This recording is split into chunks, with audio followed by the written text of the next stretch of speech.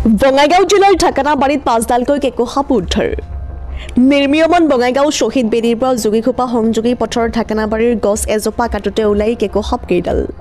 পিছত স্থানীয় ৰাইজ আৰু বন বিভাগে কেঁকো সাপকেইডাল উদ্ধাৰ কৰে ইতিমধ্যে কেঁকো সাপকেইডাল উদ্ধাৰ কৰি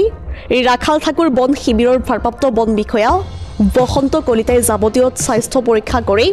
খগৰপুৰ পাহাৰত এৰি দিয়ে এইটো পালো এই আসাম মালাৰ ৰাস্তা বনাই আছে শালবাৰী টু যোগীঘোপা তাতে আমাৰ গছ কিছুমান কাটিবলগীয়া হৈছে সেই গছ কাটাতে এই কেইডাল আমি পাইছোঁ দেখা পাইছোঁ আমি 5ডালে পালোঁ ৰাইজেও আছিলে চবে ধৰি মেলি দি দিছে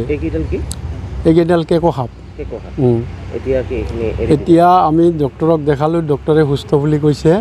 তেওঁ কোৱা মতে আমি এতিয়া জংঘলত যাই মানে এই পাহাৰটো খগৰপুৰ পাহাৰত যাই